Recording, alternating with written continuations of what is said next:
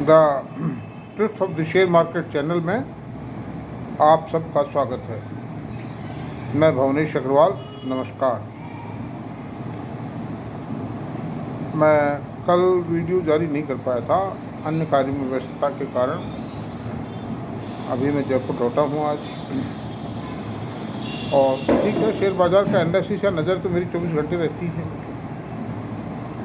आज दिन के बाद मेरी यूएस मार्केट पे चर्चा की जाए तो यूएस मार्केट में कोई कमज़ोरी वाली बात तो नहीं की जा सकती, लेकिन चूँकि यूएस मार्केट में नैस्डैक कंपोजिट जो है वो करीब 70% तेज़ी आ चुकी है अपने बॉटम लेवल से, और नैस्डैक 100 में भी 70-75% की तेज़ी आ चुकी है। हर शेयर 1.5 गुना दुगना हो चुका है अपने बॉटम लेवल से, जो सन 22 में टूटे थे उससे अब काफ़ी बढ़ गए हैं। और इसमें मेटा के रिजल्ट आए, मेटा के रिजल्ट ठीक थे,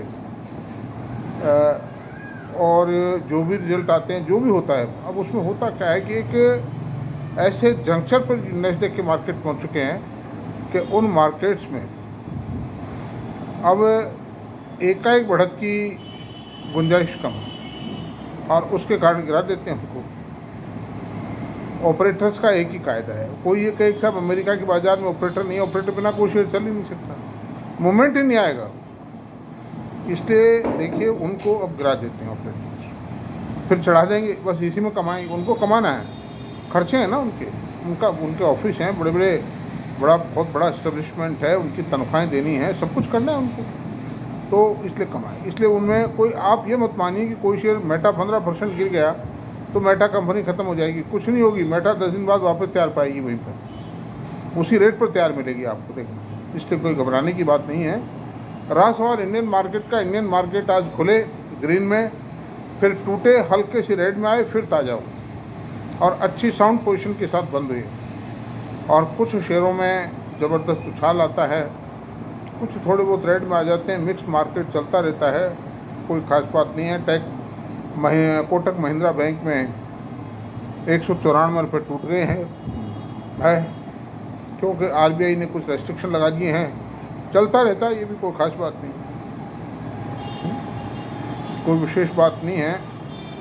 आरबीआई अपना काम करेगी, बैंक अपने आप को सुधारेंगे, अच्छी बात है। बैंकों पर नियंत्रण है, बैंकों को भय रहना चाहिए, फाइनेंशियल इंस्टीट्यूशंस को भय रहना चाहिए कि अगर उन्होंने कोई भी रेगुलेटरी की, क्योंकि उनके पास लाखों करोड़ रुपए पब्लिक का है, they are trustee of the big public money, इसलिए some discipline, some restriction, regulation must work on them. तो बात ये है, कोई ख़ास बात नहीं, फंडामेंटल स्ट्रॉन्ग है मार्केट, चलता रहेगा, चलता है। अब हम चर्चा करते हैं कि आज का मैं एक छोटा सा विषय तो बहुत बड़ा है, it's a very important subject. और सब्जेक्ट ये है कि ये सब सब्जेक्ट हैं, मतलब सब्जेक्ट तो अपने आप में ये है कि how to earn in the share market. Object is how to earn in the share market, how to make our investment appreciable.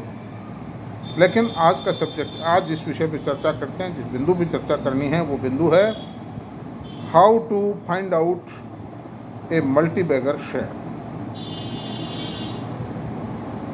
इसका मतलब ये मत समझिए कि मैं कोई टिप देने वाला हूँ, मैं आपको ऐसी चीज़ें बताऊँगा, आप स्वयं ही तलाश लेंगे,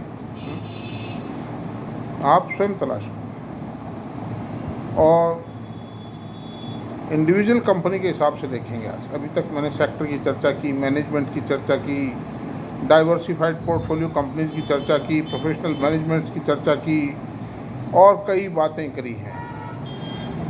लेकिन अब चर्चा करेंगे इस पर कि how to find out a multi bagger company. तो उसमें क्या देखना है जिससे कि मल्टी बैगर साबित हो और मल्टी बैगर हमारी पकड़ में आ जाए। उसमें देखने की बात यह है, सबसे पहली बात आप ये देखिए उस कंपनी की पेड अप इक्विटी कितनी है। अगर पेड अप इक्विटी का अब कितनी हो, मैं ये भी नहीं कह सकता कि 10 करोड़ हो, 20 करोड़ हो, 100 करोड़ हो, 200 करोड़ हो, 500 करोड़ हो। Size of the equity must correlate with the sale of the company, with the revenue of the company. तो उसमें सबसे बड़ी बात ये है कि आप ये मानिए कि 1 करोड़ की इक्विटी पर कम से कम 150 करोड़ का टर्नओवर तो होना ही चाहिए। अगर 10 करोड़ की इक्विटी है तो 2000 करोड़ का टर्नओवर होना चाहिए, और वो भी उस हालत में जब कंपनी का ईबिटा कम से कम 12-15% हो। अगर ईबिटा 4, 5, 6, 7% है तो बेकार है, वो रेशो भी बेकार है। उस हालत में तो 500 करोड़ का टर्नओवर हो, सेल हो 1 करोड़ की इक्विटी पे, जब वो कंपनी सर्व करवाई शेयर होल्डर्स को।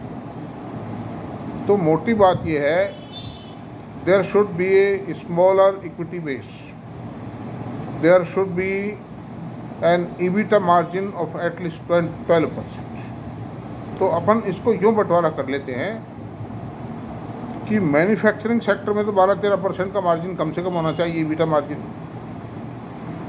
और सर्विस सेक्टर में मार्जिन होना चाहिए 15% से अब ऊपर कितना भी चले जाइए चाहे, लेकिन ज़्यादा ऊंचे मार्जिन सस्टेन नहीं कर पाते। High margins can not be sustainable, कोई ना कोई गिरावट आती है, कम्पिटिटिव ज़माना है, इसलिए आप ज़्यादा ऊंचे मार्जिन को देख करके भी उस कंपनी की ओर बहुत ज़्यादा आकर्षित मत होइए कि वो टिक नहीं पाती। और जब मार्जिन गिरता है उस कंपनी का तो शेयर गिरता है। ऑपरेटर से कि इस कंपनी का तो प्रॉफिट गिर गया, मार्जिन गिर गया तो प्रॉफिट भी गिर जाएगा। Under this circumstances margin must be in the range of 15 to 25% as regards the service sector company. तो उसमें आप देख लीजिए आईटी कंपनी का जो मार्जिन है वो जनरली 15 से 24 के बीच में मिलेगा। टीसीएस का 26% मार्जिन है, इन्फोसिस का 22% मार्जिन है, एचसीएल टेक्नो का 20-21% मार्जिन है, और टेक महिंद्रा का बहुत कम है। और ये जो एलटीआई माइंट्री है इसका भी जो मार्जिन है वो 17-18% के आसपास। और कई कंपनियां सोनाटा है वगैरह 12-13%, 14% मार्जिन है। चलो ठीक है, ग्रोथ है, छोटी इक्विटी है उनकी, ठीक है। तो एक तो मैंने ईबिटा मार्जिन बताया कि 12% मैन्युफैक्चरिंग सेक्टर में कम से कम होना चाहिए, सर्विस सेक्टर में 12% से मान लीजिए 12 से 25%। ये किसी भी किताब में लिखे हुए एथिक्स नहीं है, लेकिन मैं प्रैक्टिकल पोजीशन बता रहा हूँ कि इतने मार्जिन के बिना that company will not be able to serve the share holders. आप एक छोटा सा उदाहरण ले लीजिए, छोटी इक्विटी होना क्यों ज़रूरी है। एक परिवार में एक कमाने वाला है और 10 खाने वाले हैं, तो वो आमदनी चाहे कितनी भी हो, लाखों करोड़ों की तो छोड़ दीजिए, लेकिन एक वेतन भोगी परिवार है और अगर एक कमाने वाला है, मान लीजिए वो आदमी 1 लाख रुपए कमाता है, आज के ज़माने में एक एवरेज मीडियम इनकम 1 लाख रुपये महीना, तो 10 आदमियों के हिस्से में 10,000 रुपये पर मंथ आया, और 10 भी नहीं आएगा कि वो कुछ सेविंग भी करेगा, बाद 7-8 हज़ार रुपये आता है। उसमें बच्चों की एजुकेशन भी होगी, हरी बीमारी है, कपड़े, मकान, मेंटेनेंस, लाइट, बिजली, पानी, transport, logistic, vehicle, everything, relationship, social expenditure, सब कुछ शामिल है। और तो वो कोई ढंग से नहीं हो पाएगा, बहुत अच्छी तरह नहीं हो पाएगा, काम चला होगा। और एक परिवार 50,000 कमाता है, वो तो बेचारा हैंड टू माउथ ही रहेगा। और एक आदमी 5 लाख कमाता है, वो 10 आदमी के परिवार को बहुत अच्छी तरह पालेगा, कोई दिक्कत नहीं है। और अगर उस परिवार में 4 आदमी या 5 आदमी होते तो ये पर कैपिटा इनकम कह सकते हो या पर हेड एक्सपेंडिचर की अपॉर्चुनिटीज़ है, ये अच्छी हो जाती, डबल हो जाती, डबल से भी ज़्यादा हो जाती है ना। तो इसी तरह से अगर नंबर ऑफ़ शेयर होल्डर्स कम होगा, शेयर होल्डर्स का टोटल शेयर होल्डर्स कम हो वो कोई ज़्यादा मायने नहीं रखता, इसमें नंबर ऑफ शेयर्स कम हो ये मायने रखता है कि नहीं। तो वो ईपीएस उससे ज़्यादा आएगी, मेरा मतलब। ईपीएस का फॉर्मूला है net profit upon number of equity shares equal to EPS. तो नंबर ऑफ शेयर ज़्यादा होंगे तो ईपीएस कम हो जाएगी ना अपने आप में, एक ऑटोमेटिक हो। और अगर ईपीएस कम रहेगी तो उसके शेयर के दाम कम रहेंगे। उस शेयर में, उस कंपनी में बोनस अपॉर्चुनिटीज़ कम होंगी। कंपनी कल को राइट इशू देती है तो आपका रेशो कम होगा राइट का, बाईबैक करती है तो बाईबैक का रेशो कम होगा। तो under the circumstances equity must be limited, मतलब एक सीमित इक्विटी। अनाप शनाप जो कंपनियां इक्विटी बढ़ाती चली जाती हैं, जैसे पीरामल फार्मा, पीरामल एंटरप्राइजेज, हज़ार करोड़ की इक्विटी होगी, और जैसे रिलायंस पावर की इक्विटी 3800 करोड़ हो गई है, अडानी पावर की इक्विटी 3800 करोड़ है, और साहब जो कि यस बैंक की इक्विटी 7000 करोड़ हो गई। और मतलब आपको ये जो है, ये जो बैंक है ना, ये फर्स्ट बैंक है, ID बैंक, मतलब ये है बैंक, क्या नाम इसका, उस बैंक की भी 6-7 आ रहा है। और उसमें जब ऐसे ही मर्जर होगा, उसकी जो पेरेंट कंपनी है IDFC फर्स्ट बैंक की इक्विटी 7000 करोड़ है। और as soon as IDFC limited is merge in the bank, the equity will spread to 9000। तो ऐसी सूरत में बहुत मुश्किल हो जाता है इक्विटी होल्डर्स को, ना तो बोनस दे पाएगी वो कंपनी। एक बोनस देती है, मान लो 1 का 18,000 करोड़ रुपये। अब आप मुझे ये कहेंगे कि इन्फोसिस की इक्विटी कम है, ज़्यादा है साहब, 2100 करोड़ कट गई।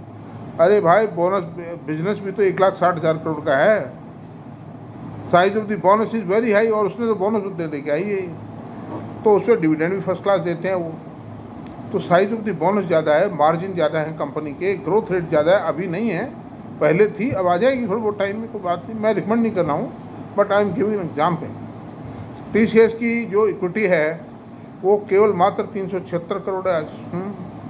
बिजनेस 2,60,000 करोड़, 60 से भी ज़्यादा, 2,70,000 करोड़ का है, और ईश्वर ने चाहा तो करंट ईयर में 3 लाख करोड़ का भी जाए। तो आप ये देखिए कि जो टर्नओवर इक्विटी रेशो कोई जिक्र नहीं करता है, लेकिन मैं कहता हूँ, राकेश झुंझुनवाला साहब ने जो भी कंपनियां सेलेक्ट की, मैं मेरी छोड़ दीजिए आप, मैं I am not on the, मतलब I am not on the board.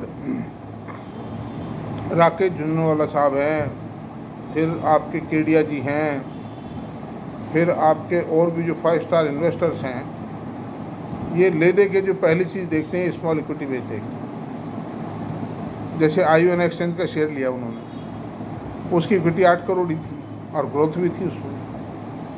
दूसरा, जो एक कंपनी इसी सेक्टर की कंपनी है, उसमें भी इक्विटी 10-11 करोड़ ही थी मतलब, और वो 2 पेड अप शेयर था, तो उसको भी उन्होंने शेयर भारी मात्रा में उठाए।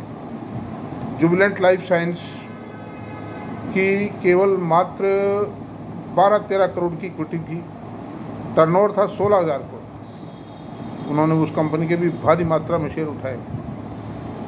मिनिमाई इकरा उठाया, क्रिसिल उठाया, और आप देखिए कि जब उन्होंने टाइटन उठाया था, यानी जो भी शेयर उन्होंने उठाए, उन्होंने पहले देखा कि स्मॉल इक्विटी बेस है या नहीं है, लार्ज इक्विटी बेस को उन्होंने मोस्टली इनपुट किया, ये बात है। उन्होंने M6 के शेयर उठाए, उसमें वो डायरेक्टर भी थे, उनके और कई फ्रेंड्स भी डायरेक्टर थे उसमें, जब इशू आया जब भी बन गए थे वो डायरेक्टर खरीद करके उन शेयरों को। छोटी इक्विटी और सर्विस सेक्टर की कंपनी है, सारा प्रॉफिट ही है, खर्चा क्या है उसमें। तो एक तो पहला पॉइंट यूँ मानिए आप, एग्जैक्टली मैं आपसे बताता हूँ, इक्विटी छोटी होनी चाहिए। आप दूसरा उदाहरण और लीजिए, लार्सन एंड ट्यूब्रो 2700 करोड़ की equity, Larsen Toubro L&T finance holding, मतलब 2700 करोड़ की equity. The company has not been able to serve the share holders in a decent manner till date, even after 17 years. जबकि आप ये देखिए कि ये चोलामंडलम थी, सुंदरम फाइनेंस थी, बजाज फाइनेंस थी, बजाज फाइनेंस की आज भी इक्विटी 120 करोड़ है। ये सर्व कर गई, ग्रोथ भी आई, ग्रोथ उसमें भी आ रही है, लेकिन उसके बावजूद भी नहीं बढ़ पा रही। फिर AB कैपिटल 2200 करोड़ की इक्विटी है, नहीं सर्व कर सकती ढंग से, बोनस पोटेंशियल नहीं है, डिविडेंड नहीं दे सकते ज़्यादा, डिविडेंड कम देंगे ये लोग। और जो प्रॉफिट आता है 2200 करोड़ में बटेगा वो अंडर दिस। ऐसी सूरत में एक तो इक्विटी कम होनी चाहिए। इक्विटी का फॉर्मूला भी बता दिया मोटे रूप में प्रैक्टिकली कि जो टर्नओवर रेशियो जो है ना वो इस तरह का ही होना चाहिए। और ये याद आ गया मेरे, देखिए अरविंदो फार्मा के शेयर उठाए थे झुंझुनवाला साहब ने, उसकी इक्विटी उस समय 29 करोड़ की थी मात्र, अभी 58 करोड़ है और उनकी करीब 1.5-2% होल्डिंग थी उसमें। मालो माल हो गए। ग्रोथ देख ली उन्होंने, मार्जिन देख लिए और साइज ऑफ द इक्विटी देख ली, है कि नहीं। और मैनेजमेंट वो तो दिखाई दे रहे थे चूँकि वो ग्रोथ लाग रहे थे, टेक्नोलॉजी सेक्टर था, फार्मा सेक्टर, ये टेक्नोलॉजी सेक्टर। दवाई कोई हर आदमी नहीं बना सकता। अमेरिका के बाज़ारों में दवाई जाकर के बेचना कोई आसान खेल नहीं है, मतलब इट्स नॉट इजी जॉब। अब ये जो नाम लिए मैंने, बस इतनी कृपा करना आप लोग कि ये रिकमेंडेशन मत माने आप, बस मेरी कोई स्पेसिफिक, मैंने खाली एग्जाम्पल कोट किया है मेरी स्पीच में। अब अनदर थिंग आप यो मानिए, तीसरा पॉइंट आता है कंपनी का प्रोडक्ट। कंपनी का प्रोडक्ट भी कम से कम ऐसा हो कि जो अगले 2-3 सालों के अंदर कम से कम प्रॉफिट में आ जाए अगर नई कंपनी है। और एग्जिस्टिंग कंपनी ने अगर कोई एक्सपेंशन किया है, प्रोजेक्ट लगाया है, आप ये देख लेंगे कि उस प्रोजेक्ट की साइज एक इकोनॉमिक साइज हो, इकोनॉमिक का मतलब विशालकाय साइज, जो कंपनी का शेयर होल्डर्स का जो ईपीएस बढ़ाने का पर्पज़ है, प्रॉफिट बढ़ाने का पर्पज़ है, वो सर प्रॉफिट बढ़ाना, प्रॉफिट अगर बढ़ा करके ईपीएस नहीं बढ़ती है, इतना प्रॉफिट नहीं बढ़ता है कि उससे ईपीएस की बढ़त आवे तो बेकार है, कोई मतलब नहीं, साथ नाम है खाली। अब इसमें एक उदाहरण दो, श्री सीमेंट 30 करोड़ की इक्विटी है, शेयर 28,000 रुपये। अल्ट्राटेक की इक्विटी 274 करोड़ है, शेयर 10,000 रुपये। मारुति की इक्विटी 150 करोड़ है, शेयर 12,000 रुपये है। तो अंडर दीज सर्कमस्टेंसेज में सर छोटी equity will give handsome return to the share holders. कोई ज़माने में कोलगेट की 1 करोड़ की इक्विटी थी, कितने बोनस दे डाले, कैस्ट्रोल की 1-1.5 करोड़ की इक्विटी थी, कितने बोनस दे डाले, मालो माल कर दिया लोगों को। तो एक small equity with A sufficient level of margins and the product must be with a good technology।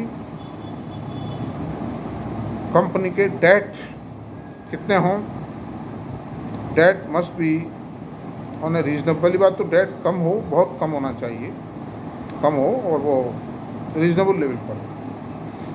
जैसे आप बोड़ा आइडिया का है 2.25 लाख करोड़ का कर्जा है कंपनी। वेदांता पीएलसी जो प्रमोटर कंपनी है, इसकी पेरेंट कंपनी है, उसके ऊपर 2 लाख करोड़ का कर्जा। तो इतना भारी कर्जा, रिलायंस पे 2 लाख करोड़ का कर्जा, लेकिन रिलायंस के बिजनेस की जो साइज है that is very very mega. 10 lakh crore का टर्नओवर है, दुनिया भर के प्रोजेक्ट है, दुनिया भर का प्रॉफिट है। और रिलायंस का जहाँ 80-90 हज़ार करोड़ साल का प्रॉफिट है, वो चुका भी देंगे खुद में, और चुका भी दिया उन्होंने, चुकाते आए आज तक, चलते उसी हिसाब से, प्रोजेक्ट उसी हिसाब से लगाते हैं, डेट उसी हिसाब से उठाते हैं कि हम उसको चुका पाएंगे या नहीं चुका पाएंगे। Repayment of the debt capacity must be checked while making investment in the company. Number 3, management की कैपेबिलिटी नज़र आ जाती है, कोई बात नहीं, बिल्कुल नया मैनेजमेंट है तो उसको बहुत थोरली चेक करें और थोड़ा सा उसके ऊपर भरोसा बहुत जांच परख के करें। अब इसकी कोई परिभाषा नहीं दी जा सकती। अच्छे मैनेजमेंट, बड़े बड़े झंडे लेके आए ऊंचे और बाज़ार के अंदर लोगों को बर्बाद करके चले। अब इसमें किसी का नाम लेना नहीं, 10, 20, 50 एग्जाम्पल मैंने देखे हैं। अभय कुमार ओसवाल साहब थे जिन्होंने ओसवाल फ्यूरेन, ओसवाल एग्रो लाए, सोयाबीन का तेल निकालते थे, बाज़ारों में झंडे गाड़े उन्होंने। उस ज़माने में ओसवाल एग्रो का जो नाम चला और जो रुतबा था पूछो मत। फिर ओसवाल एग्रो फिर लाए, उन कंपनियों की राख भी कहीं पता नहीं आज, बिकॉज मैनेजमेंट अपने आप को कितना ही हाई फाई कह ले वो, लेकिन एक्चुअली उसकी जो परफॉर्मेंस है सबसे ज़्यादा माने वो रखी। और परफॉर्मेंस को भी कोई 1 साल, 1.5 साल, 6 महीने की बैलेंस शीट से नहीं आपा जा सकता। It will be for a very long. लेकिन पुरानी कंपनी में नई में भी इन्वेस्टमेंट करना पड़ता है कई बार, लेकिन ये सब चीज़ें जांच लीजिए आप। मैं आपको तरीके बता रहा हूँ, प्रैक्टिकल वे है ये मतलब। और मैंने उदाहरण दिए हैं कि भारत के जो बड़े बड़े दामी इन्वेस्टर्स हैं, उन्होंने जो इसी राधा कृष्ण दमानी जी भी यही करते हैं, छोटी इक्विटी के शेयर खरीदते हैं। जैसे VST इंडस्ट्री खरीदा उन्होंने, 3M इंडिया खरीदा उन्होंने, फिर एक कपूर बनाने वाली कंपनी है मंगलम ऑर्गेनिक, वो खरीदा, उसकी 5-7-8 करोड़ की इक्विटी। छोटी छोटी इक्विटियाँ पकड़ते हैं लोग। उसमें जब वो शेयर खिंचता है ना, जब उसमें ज़बरदस्त प्रॉफिट, जब ठीक ठाक भी प्रॉफिट आता है, कुछ का कुछ हो जाता है। और इन ऑल मैं आपसे बता दूं, मैं भी, मेरा पहला पॉइंट ये होता है, what is the quantum of equity of A company. तो अब आपको मैं और बताता हूँ आगे कुछ बातें। मैं एक ही निवेदन करूँगा कि आप वीडियो को देखिए प्लीज़। ये अवसर रोज़ नहीं आते, हालांकि मेरा वीडियो हमेशा मौजूद रहेगा यूट्यूब पे, मैं तो डिलीट करूँगा नहीं उसको। It is like a book. ये टिप नहीं है, बल्कि टिपों के, it's a great father of tips, मतलब जहाँ से टिप जनरेट हो सकती है। टिप कोई होती ही नहीं, टिप को मत मानिए आप कभी भी। तो मेरा निवेदन ये है कि मेरे वीडियो को प्लीज़ अगर आप पसंद करते हैं तो आप उसको सब्सक्राइब करें, लाइक करें, शेयर करें, कमेंट करें, क्वेश्चन पूछें फर्स्ट पास। और तो आज आ गया small equity base with satisfactory margin of level, with little debt, management quality आई है। और टेक्नोलॉजी भी आप देख लेंगे, उसमें टेक्नोलॉजी अच्छी होनी चाहिए प्रोडक्ट की। कोई अच्छा फॉरेन कोलैबोरेटर है तो उस कोलैबोरेटर की क्या पोजीशन है नहीं। आप ये मत देखिए कि कंपनी आज बहुत छोटी है, कंपनी की ग्रोथ रेट 100%, 50% से ग्रो करती हैं। कई कंपनियां इंटरनेशनल ब्रांड लेके आती हैं और उससे भी पार नहीं है, वो भी सफिशिएंट नहीं है। उनकी मार्केटिंग स्ट्रेटजी, उनकी जो इनहेरेंट ताकत है उन मैनेजमेंट्स की। अब मैं आपसे नाम लेना थोड़ा ठीक नहीं रहेगा। एक कंज्यूमर ब्रांड, एक company, consumer brand company is growing at least 60-70% per year, that is a very small company. उसके भी शेयर एक 5 स्टार इन्वेस्टर ने खरीदे हैं, कचोले साहब ने खरीदे हैं। और काफ़ी, वो कोई 1500 शेयर नहीं खरीदते, लाखों शेयर खरीदते हैं। That company is having super international brands. Company is growing आज की तारीख में छोटी, लेकिन मतलब जैसे ये लगेज बनाती, पर्सेज बनाती, इस तरह के आइटम्स हैं। तो सफारी से VIP से आप कंपेयर कर लीजिए उनको, सफारी और VIP से आप कंपेयर करेंगे तो इसकी ग्रोथ रेट, उन्होंने जैसे 40-30 साल हो गए उनको, सफारी की सेल आज भी 2000 करोड़ में पहुंच पाई है। VIP की सेल भी 2-2,500 करोड़ के आसपास होगी, मेरे ध्यान नहीं है एग्जैक्टली। तो उस हिसाब से अगर उसकी सेल 300-400 करोड़ रुपया है तो ठीक है, कोई रिकमेंडेशन नहीं है, मेरा कोई टारगेट नहीं है, मैं एक जिक्र कर रहा हूँ। लेकिन इक्विटी 10 करोड़ है, शेयर भी 10 फीट अप है, तो ठीक है। आपको मैं इसमें एक उदाहरण दूंगा। जुपिटर वैगन का शेयर एकदम प्रकट हुआ, कहीं दबा पड़ा था, आया होगा 1-2 साल पहले, ये दबा पड़ा था। तो रेलवे के अंदर जब ग्रोथ शुरू हुई, वैगन बनाने वाली कंपनी, कलकत्ता बेस्ड मैनेजमेंट था। एक दिन मैंने इनका रिजल्ट देखा कट से, तो I felt the result is very lucrative. तो इनकी रिजल्ट देख के मैंने स्टडी की। आप खरीद मत लेना आप प्लीज़, महंगा भी हो चुका है अब वो टाइम नहीं है ये, इट्स नॉट वर्थ इन्वेस्टिंग आज की तारीख में। लेकिन मैं उस समय की बता रहा हूँ, 1 मिनट और लगेगा, मेरा टाइम हो चुका है। कि इसकी इक्विटी थी करीब 300-400 crore equity, 450 crore equity. Sale कोई 2000 करोड़ रुपए आई, मतलब पहले क्वार्टर की वर्किंग थी, जो प्रॉफिट पे आया और रिजल्ट भी ठीक था, ग्रोथ ठीक थी, ऑर्डर्स काफ़ी थी। तो 10 पेड अप शेयर था, शेयर का रेट 125 रुपये था जब ट्रेडिंग शुरू हुई। 10 पेड अप शेयर 125 रुपये था, तो मैंने भी लिए वो शेयर मैंने भी लिए और मैंने पैसे कमाए, उसमें मिले पैसे। तो स्ट्रिक्टली ये कसम भी मत खाइए, कई बातें देखने की होती हैं। जैसे उस कंपनी में ग्रोथ, चलो लेकिन सस्ता शेयर था, 10 पेड अप था, तो ईपीएस जो है नंबर ऑफ शेयर कम रह गए। अब यही शेयर 1 पेड अप होता तो ईपीएस बहुत कम हो जाती है उसकी, क्योंकि नंबर ऑफ शेयर से अलोकेट होती है वो, ये बात है। तो आज इतना ही काफ़ी है, आगे चर्चा करेंगे, इसी विषय पर चर्चा करेंगे आगे चल के। Yes, thank you very much, नमस्कार।